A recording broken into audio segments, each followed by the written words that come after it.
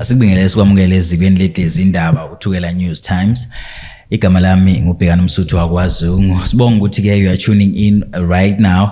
Sokubalekile kakhulu namhlanje ngoba sinenkulumo ekhethekile no baba umeya umhlonishwa wase Alfred Duma Local Municipality. Umhlonishwa ukhansela uZama Sibisi. Sokhuluma naye nje naye namhlanje ingxoxo yethu ekhethekile sibheka nje intuthuko kulomasipala ukuthi hamba kanjani nawo wonke ama projects abanawo njengomasipala ukusuka manje ukuqhubekela phambili asephathi nendawo aseqaliwe asazoqalwa sibheka nje yonke into ethinta intuthuko eAlfred Duma. So mawuthi uhlale eAlfred Duma ngicabanga ukuthi usendaweni eright njengamanje ngoba uzoza ukuthi ngabe khamba kanjani ezintweni eziningi ehlukahlukene ethinta Alfred Duma. Mhlawumbe sibingelele samukele ubaba Meya ohlelweni. Angibingelele kuwe mfowethu, ngibingelele ababukeli nabalaleli bakho, ngibingelele abahlali base-Alfred Duma, ngikhuleke nasemakhosini aseNdlunkulu kakhulukazi lawa wakhela umkhandlu wakithi eAlfred Duma. Bamahlase siyawubona umasipala ubhizi uyehliyenyuka uyasebenza nentuthuko yomphakathi kuningi kakhulu umasipala ke okwenzayo ngafaka izinto eziningi ehlukahlukene singabala ama bridge imigwaqo oApollo nokunye okuningi okuthinta umphakathi. Mhlambe ubameya mangathiwa nje sichazela kabanzi ngama project akhona nangentuthuko ekhona ehleliwe neqhubekayo emphakathini njengamanje. Angiphinde ngithokoze kuwe mfowethu, sengibingelelile ngichaza ukuthi kuyiqiniso ukuthi thina sikuthunywe la njengamakhansela ukodwa nje ukuzoqinisekisa ukuthi intuthuko iyaya emphakathini yakithi. Mina ngikuthunywe njengomeya ukuzoqinisekisa ukuthi iba khona ibalance phakathi kokusebenza kamasipala kanjalo nokuthuthuka kwemphakathi.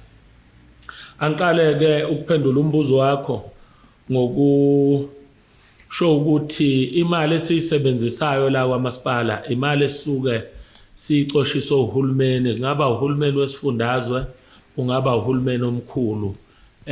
Kanjalo ke siba nayo nathi imali esifakayo njengomasipala ngoba asiwona umasipala ohlwempu kakhulu, siwumasipala nje osesimweni esihle sezezimali kwazisa imali zomphakathi siphethe kahle. Angiqale kuma project ka disaster. Sizokhumbula ukuthi ke kwahlasela imvula kakhulu la kulo masipala wakithi, njalo makuhlasele imvula siyasibe sesiqoqa ke ulwazi lonke sisebenzisana ke nabasebenzi bethu bakwa disaster, sifake izicelo ke eminyangweni wezenhlekelele baye basiphenduleke basicoshisa imali noma bangasicoshisi. Kulokhu ke basiphile imali eyabanga ngo 50 million. Imali yawa disaster ke ifika inegama lomsebenzi nesamba semali. Ngathi grant esuka iconditional ngolimi lokwebolekwa. Kusho ukuthi mayifika le mali ithi uzolungisa uMatchison Street angeke ukwazi ukuyithatha uyoyisebenzisa ku Lyle Street. Ifika isino Matchison ngoba nathi masifaka isicelo sisuke sibhala amagama emgwaqo namagama ama bridge lokho kusuke konakele. So mabe siphendula ke basiphendule basho ukuthi le mali engaka uyolungisa ngayo ukuthi engaka uyolungisa ngayo ukuthi.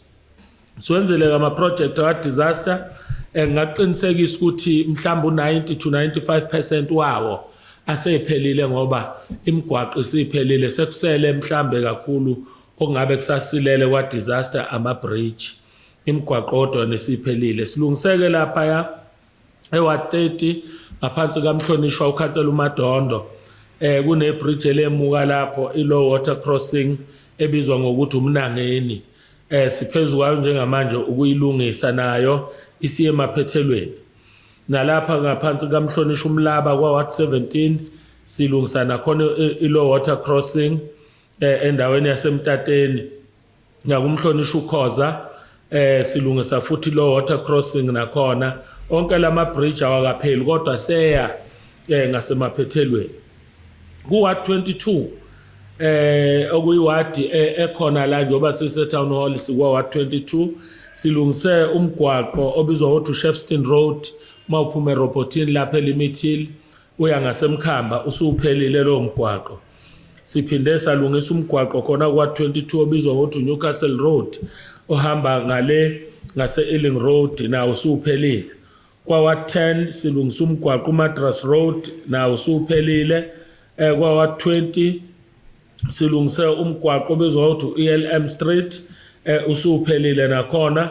Lapha endaweni yaseZakheni ukhona umgwaqo omkhulu ohamba ngasesontweni lakalhanyana ohlanganisa uWard 3 noWard 5. Siwulungisile lo mgwaqo obizwa ngokuthi uMayithanqaze uzoyoshona phansi emathuneni ase-C1. Siphinde salungisa omunye umgwaqo kwaWard 10 uThanjo Road nawo uphelile.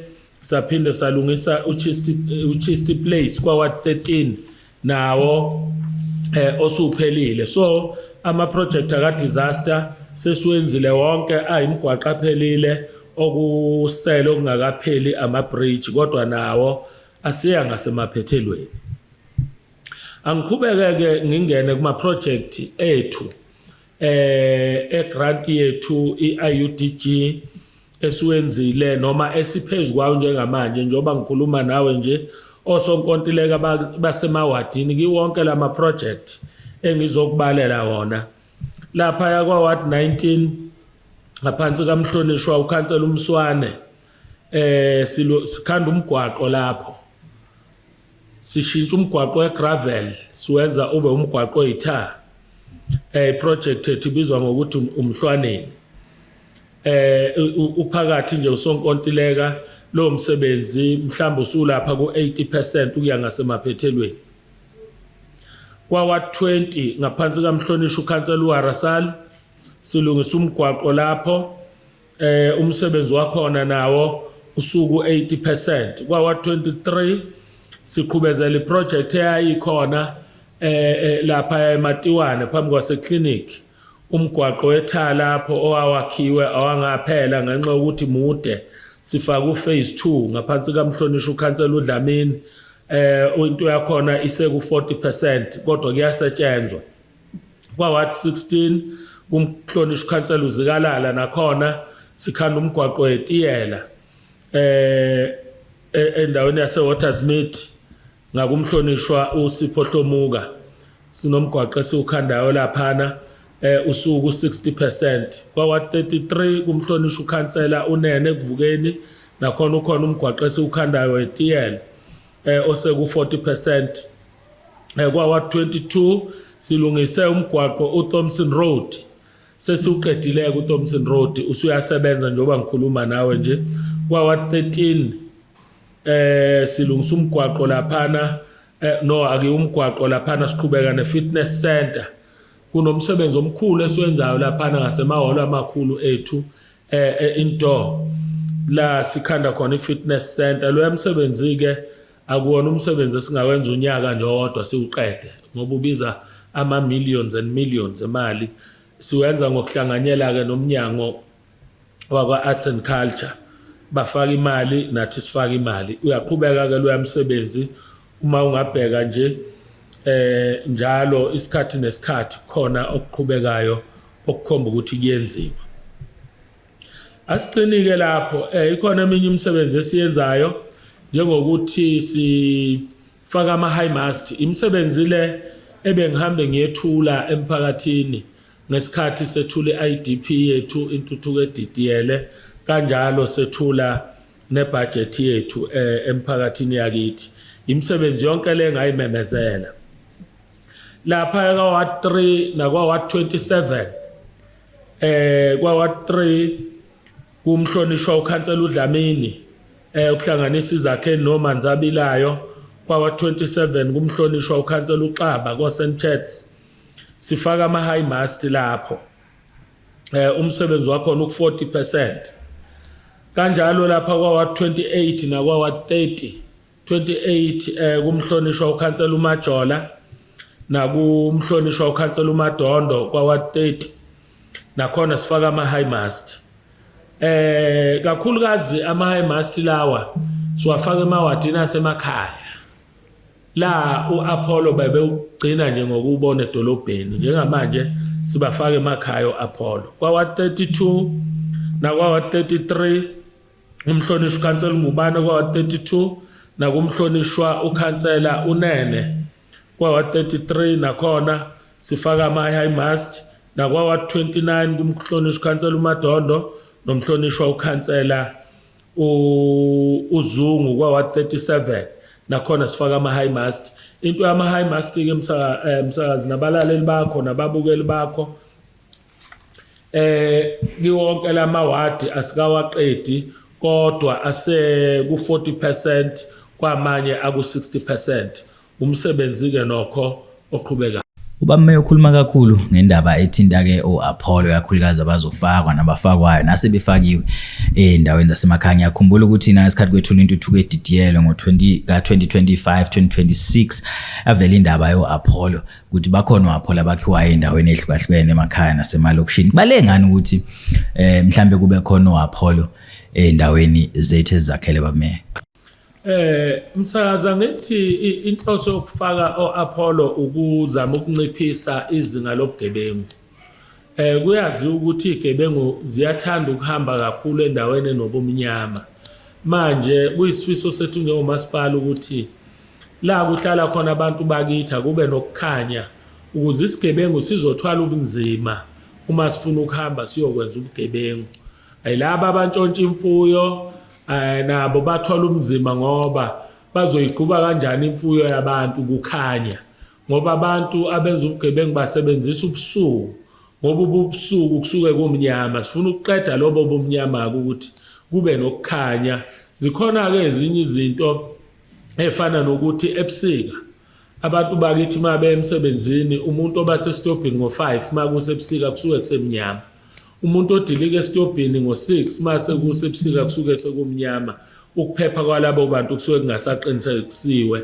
So uma ngabe ke siqinisekisa ukuthi oApollo bayafakwa ngoba njengamanje sibafaka endaweni okubonakala ukuthi kuyaphithizela kuzo ukuze siqinisekise ukuthi leso siphithiphithi noma ngabe sebusuku kodwa kube kukhanya ukuze abantu bakithi baphephe.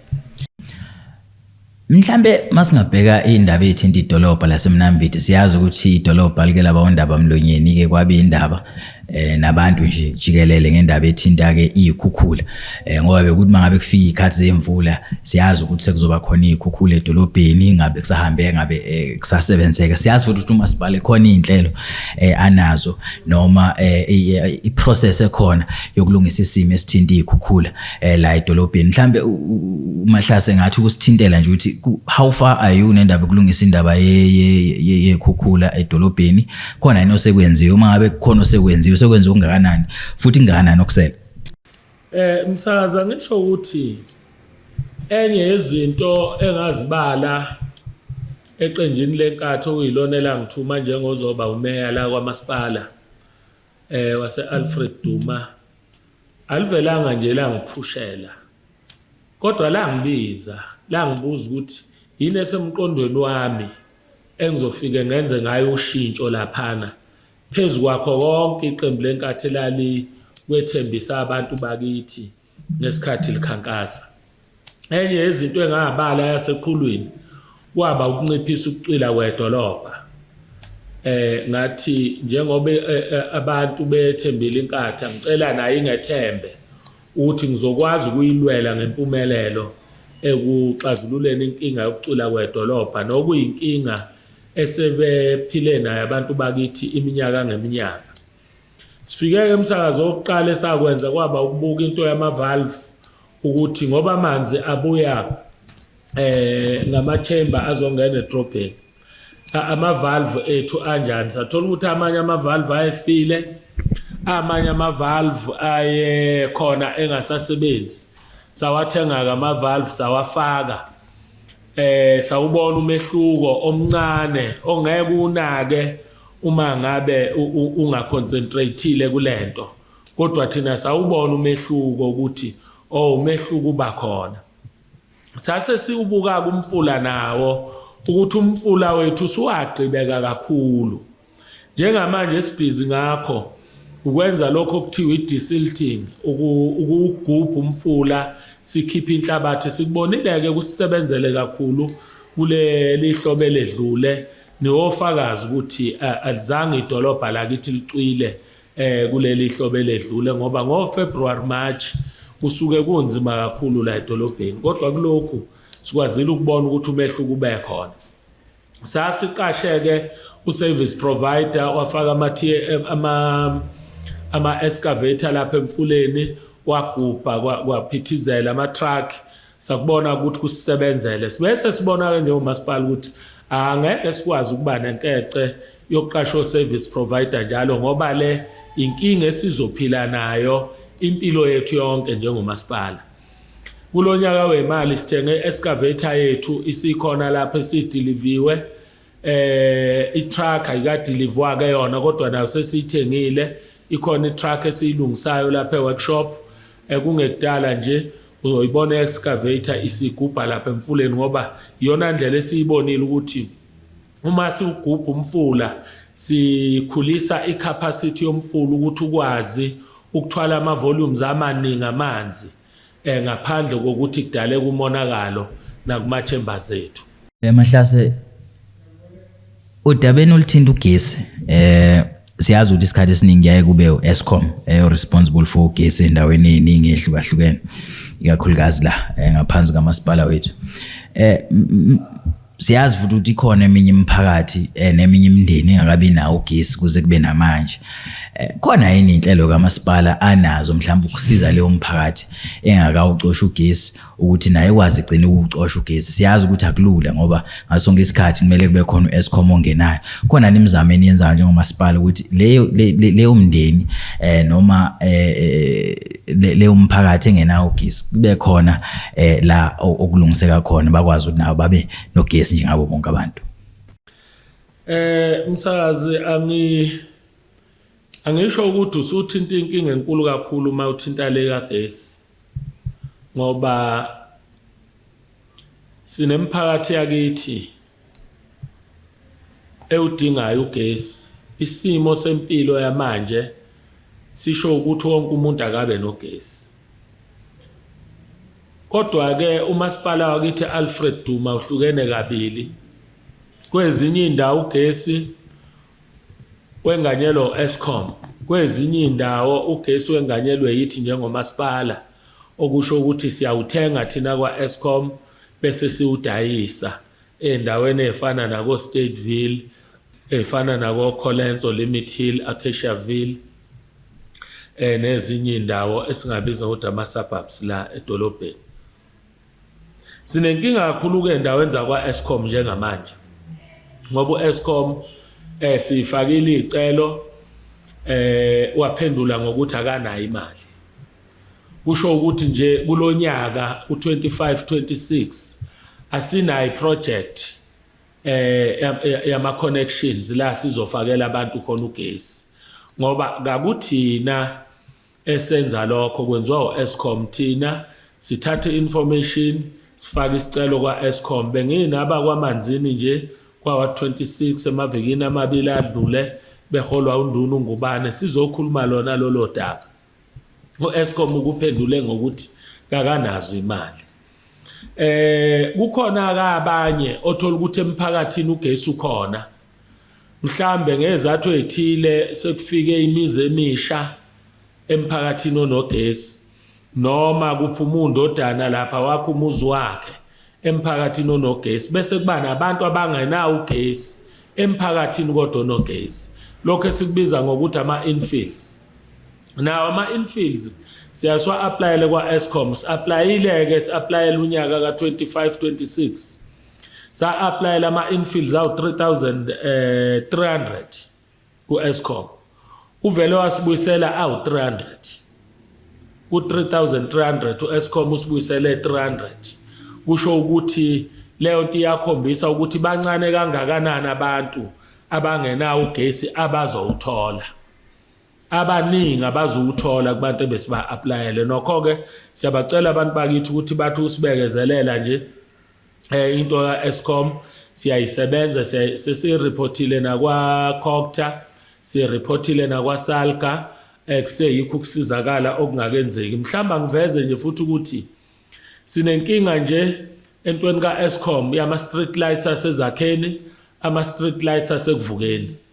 Ngoba ama street lights lawo ka-Eskom akuwona kamasipala, infrastructure lapho i-infrastructure ka-Eskom. Ugesi ka-Eskom olapha ezakheni. Asikwazi thina njengomasipala ukuthumela ama-technicians ethu ayogibela exotsheni ka-Eskom alungisa ama street lights.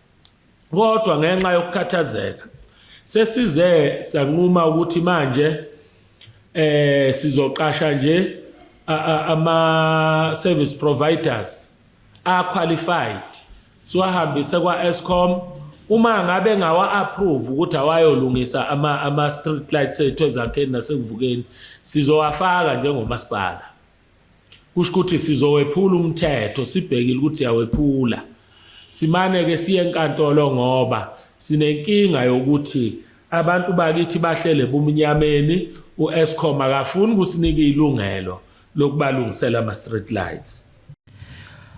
Ngokujwayelekile baba Mahlase umasipala Alfred Duma Local Municipality njalo mangabe kuqala unyaka kuya kube nohlelo lokusupport abafundi abakade benza umatikuletsheni asebeyofuna ikhala ekhungweni emfundo ephakeme. Mhlambe nje masingabhekanye lolo hlelo ukuthi ngabe kulonyaka esizoqala ngabe uhlelo lusekhona yini noma uhlelo olusazoqhubeka yini ngalendlela bekade liqhubeka ngayo. Mhlambe uba mese ngasala nje thatha kugoqa konke nohlelo oluthinta youth mass skilling. Siyazi ukuthi umasipala unohlelo olubizwa nge-youth mass skilling la oselithatha khona abafundi asebeqedile ama-tertiary bese banikeza ke ithuba lokuthi bafunde bathole experience ngokwemisebenzi namkhakha ehlukahlukene kade benza. How far are you ngo-double thinta i-mass skilling, youth mass skilling kanjani no-double thinta abafundi abazoqeda umatikuletsheni kulonyaka? Ngabe ikhona nohlelo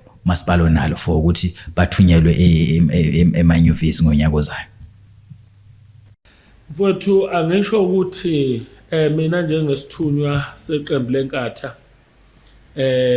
ngathunywa la ngiphethe imanifesto enkatha okuyiyona eyenza ukuthi abantu bayivotele ikwazi ukuphatha umasipala. So umsebenzi wami omkhulu kakhulu is to translate that manifesto into action.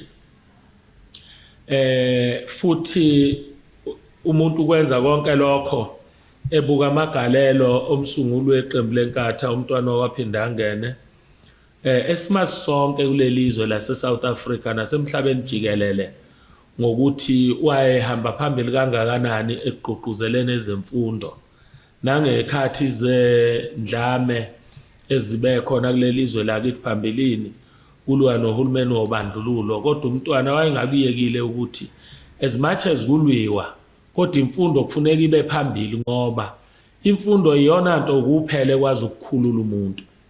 Ngiyafisa ukuqinisekisa intsha yakithi ngokuthi empilweni nje uma kukhona kuncane kakhulu okunye okwazi ukukhulula umuntu ngaphandle kwemfundo.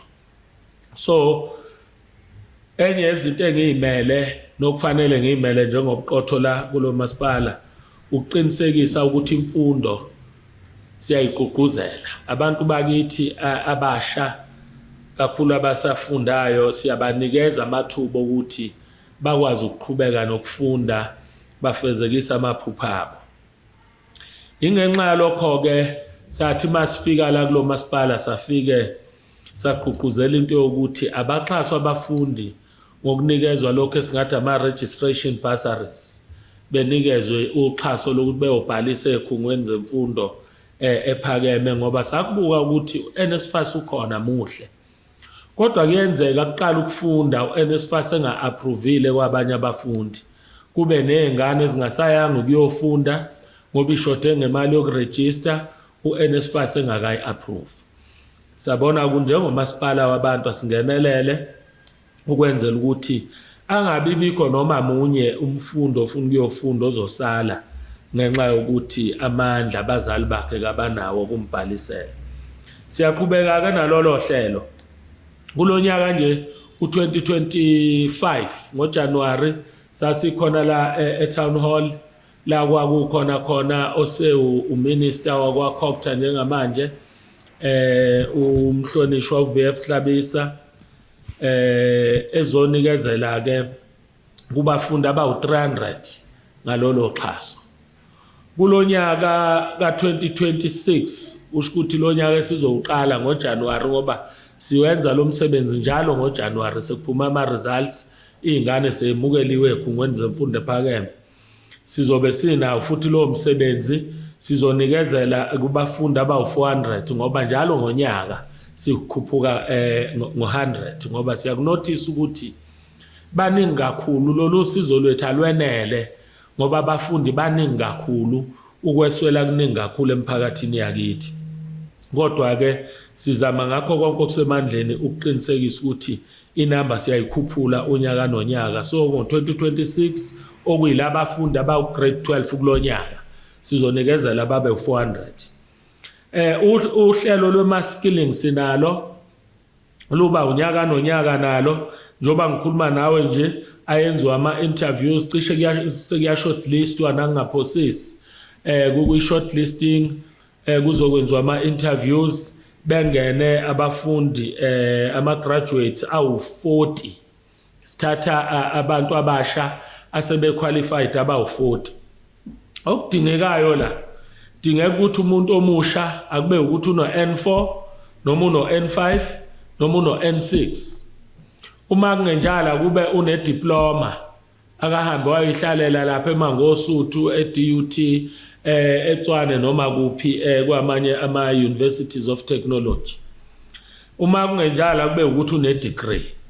Ilawa ama-qualifications siwa consider for ima-skilling.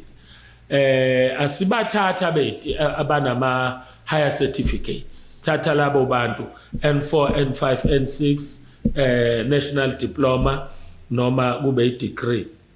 Kanti kulaba engithe sibaxhasa ngama-registration bursaries esikudingayo lapho suke sidinga ubufakazi bokuthi umfundi lo weswele abazali bakhe bakwazi ukukhona imali yokuregister. 1 2 uphasile.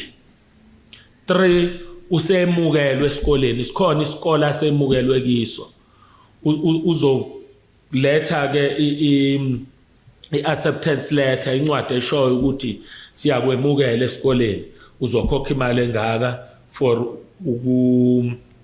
ukubhalisa. Asimniki futhi ucash usuke ngoba usemukelwe usuke ezosinika leyo ncwadi inama details esikole leyo ncwadi. Thina sibhalela isikole sisitshele ukuthi yithi njengomasipala esizokhokha imali ye-registration kazibani bani. Isikole singabe sisakhuluma na nge-registration sikhulume nathi. So sidinga nje lezo zinto ezintathu ukuthi akube ukuthi semukelwe esikoleni uphasile futhi akubonakala ukuthi nokho umfundo ophuma ekhaya elihlweni. Olunye udaba engicabanga ukuthi babumeya kufuneka ukuthi siphethe lenkulumo ngaphandle ukuthi silithinta udaba olithinta abadayisi basemgwaqeni. Kuningi kakhulu ukukhuluma ngodaba olithinta abadayisi basemgwaqeni waliphinde lifake nabadayisi basemgwaqeni abaphuma kwamanye amazwe nabo abafuna ukudayisa khona la. Mhlawumbe masingabheka nje udaba olithinta imvume zokudayisa emgwaqeni kanjalo futhi siphinde sibheke ukuthi ubani onelungelo lokudayisa emgwaqeni adayise liphi adayise kanjani izinto ezikanjalo and also nanokuthi umasipala unazo indlela noma kama plan okubaxhasa noma basimamisa badayisi basemgaqweni. Msakazi angisho ukuthi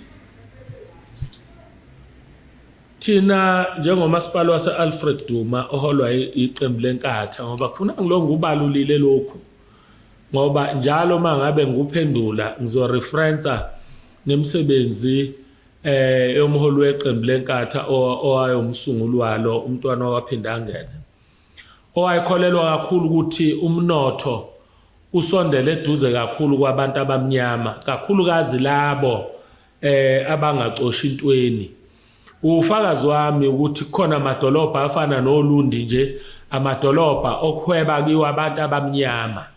Khona amadolobha afana noNquthu, khona amadolobha afana noNongoma.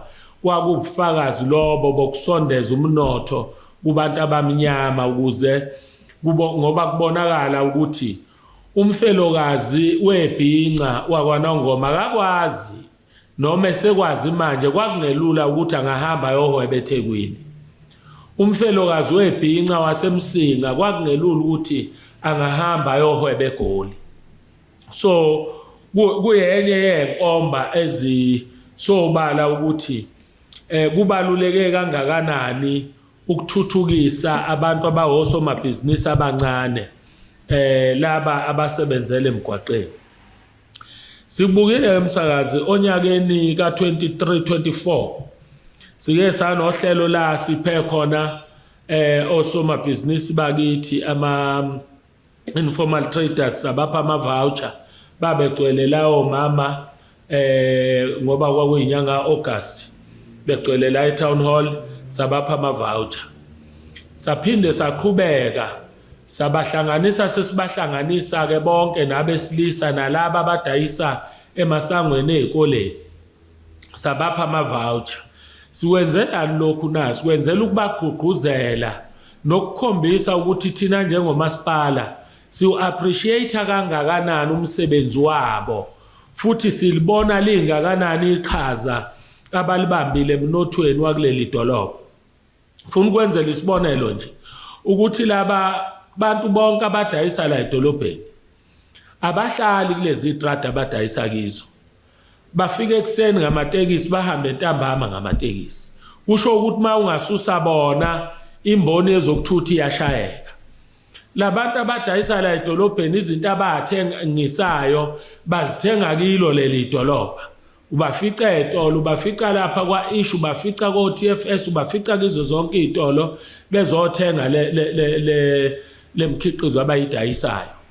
Ukukhomba lokho kusakhomba ukuthi babambe iqhaza elingakanani emnothweni wedolobha. Mabehamba ntambama amagross abasuke sebewathengile basuke bewathenge khona la okukhomba ukuthi babambe iqhaza elingakanani. Ingakho ke emsakazi sifake izicelo eminyangweni wa-economic development, sakwazi ukubakhandela izindlu lezi zokudayisa ese-Ealing Road, sakwazi ukubakhandela izindlu zokudayisela eziko-8 Fal.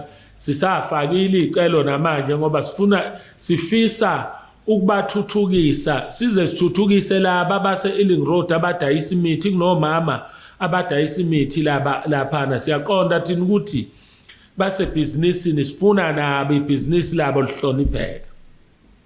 Sibe nengqinamba ke ngoba ukuphendula umbuzo othi sabuye saphelela phi nama voucher. Sibe nengqinamba sabona ukuthi abantu bakithi sinenkinga yokuthi abanye baphethe ama trading permit, abanye abawaphethe. Manje makufuneka sixhase, sigcine sixhasa laba abanama permit. Ngoba laba bangawaphetha sikwazi ukuqinisekisa ukuthi bayawenza lo msebenzi. Savula iwindi ke lokuthi umuntu ongenayo ipermit akeze kwamasipala sabanikeza ama permit mahala. Senzele ukuthi wonke umuntu abe nepermit. Ezinye ingqinamba esabona ukuthi kukhona nabantu bokufika la ababuye emazweni angaphandle irrespective ukuthi banemvume noma banazo. Kodwa abantu ababuye emazweni angaphandle abafanele ukuthi sibathole sebeyama informal traders nabo, ngoba ngokomthetho kufanele umuntu ozosebenza la kube ukuthi uza neskill esispecialized. Abakwazi ukuzobanga nabafelokazi bakithi la babange nezintandane zakithi. Zingqinamba esabona ukuthi sinazo zokhumbula ukuthi enyangeni ezedlule ngeke ngabonakala nami ngihola umasipala siphithizela khona la edolobheni sisusa bokufika laba abebedayisa ngokungekho emthethweni bese kuthi abantu bakulelizwe abadayisa bengenawo ama permit sibagqugquzela ukuthi bahambe bayo apply ama permit kwamasipala. Njengamanje ke lo msebenzi omkhulu osenzeka ukuthi sihlunge lapha emgwaqeni kwabonakala futhi ukuthi abantu sebebaningi kakhulu ngaphezulu kwendawo ezidemarcatiwe ukuthi kusetshenzelwe kizo. Ngacela ku town planning ukuthi cha, ngoba labantu bonke labalethwe usizi asifune indlela yokuthi kudemarcatwe kabusha nabo bakwazi ukuqhubeka batradela edolobheni. Sisahlunga ke njengamanje emsakazi ukuqinisekisa ukuthi umuntu ofanele odayisayo la ofanele ukudayisa udayisele endaweni efanele sibakhiphe laba abokuhamba okungafanele bedayise siyaqhubeka nohlelo ke emva kwalokho lwama voucher njengoba sasiluqalile.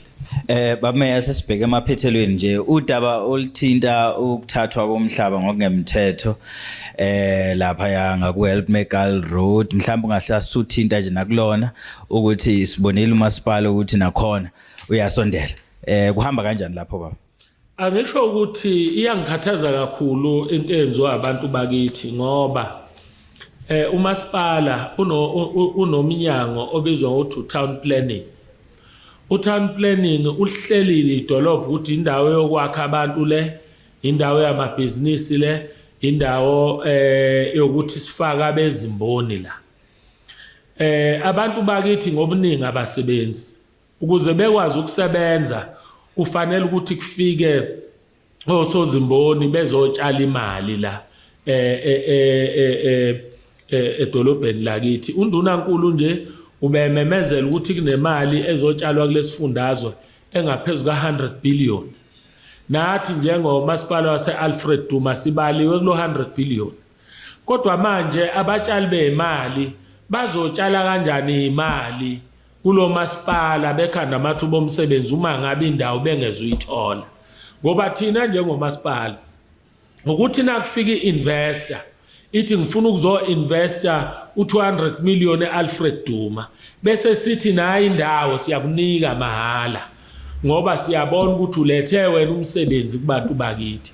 Uma ngabe indawo yonke kamasipala sizogcwala imikhukhu sizobafaka apho somabhizinisi abazotshala imali, kusho ukuthi kuzogcwala imikhukhu ezoba nabantu abangasebenzi.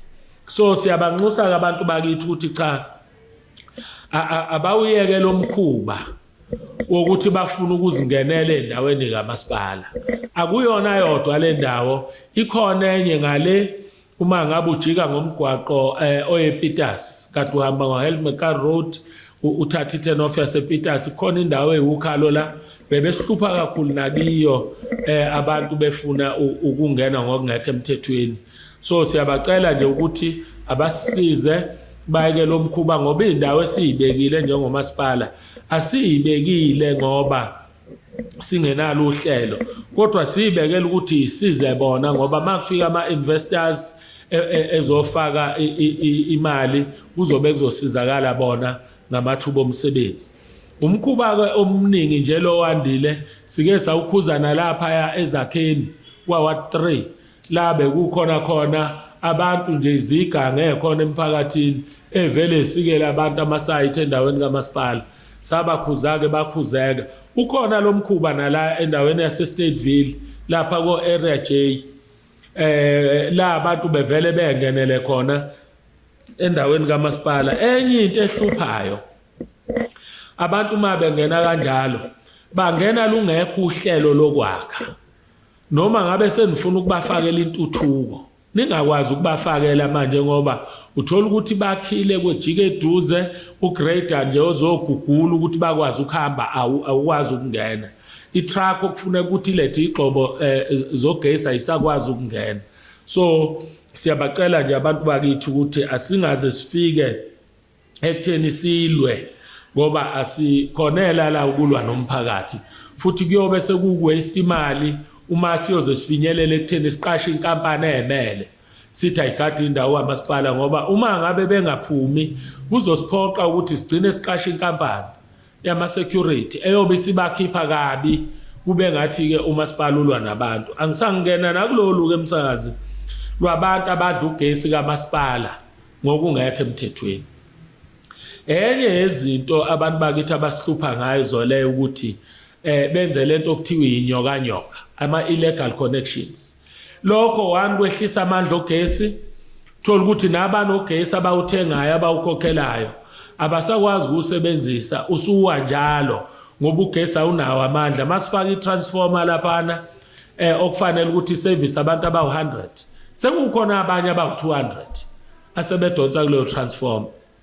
Siyabacela abantu bakithi ukuthi abayiyeke lento yogesi ongekho emthethweni ngoba izosibuyisela ekutheni ugesi singabi nawo. Thina njengomasipala ugesi siyawuthenga, asikwazi ukudlulisela kubantu mahala ngoba suke siuthengile. Kusho ukuthi bona nabezowusebenzisa mahala kuzofika la umasipala engasezukuba nayo khona imali yokuwuthenga ugesi, then abantu bazobe bengasezuba nawo ke ugesi. So siyabacela nje laba bafaka izicelo semthethweni siyabelekelela. Ngakusho nje ukuthi lapha ya endaweni yaseThembalihle Stateville akhona ama-applications aqhubekayo nje, abantu bagcwalisa ama-forms bake bafika la beholwa ward committee wakhona udadewethu ngithi wakwaMbhele sizokhuluma indaba yamamitha. So kuyaqhubeka ke abantu baya-applya lapha ya, siyabafakela kugesi. Siyabacela ukuthi nabanye abavolontiye abantu, sinalo uhlelo njengomasipala njengamanje oluthi abantu labo abenza ama-illegal connections abaphumela obala sikhulumisane nabo ngekweleta abazobe sebekweleta ukuze sikwazi ukulungisa isimo sethu nesimo sabo sogesi sibuyele endaweni efanele, ngoba uma ugesi siqoqa ngawo imali, uma ngabe sikwazi ukuqoqa imali ngogesi kusho ukuthi iningi intuthuko esingakwazi ukuyihambisa kubantu uma sikwazi ukuqoqa imali eningi. Engisho nje umsakazi kulo mgwaqo engithe siwukhanda kwa-ward 33 ekuvukeni ubiza ngikhumbula kahle noma ubiza u5.5 million yini, kodwa ubiza ngaphezulu ka5 million. Lo mgwaqo siwenza nge-council funding, siwenza ngemali kamasipala.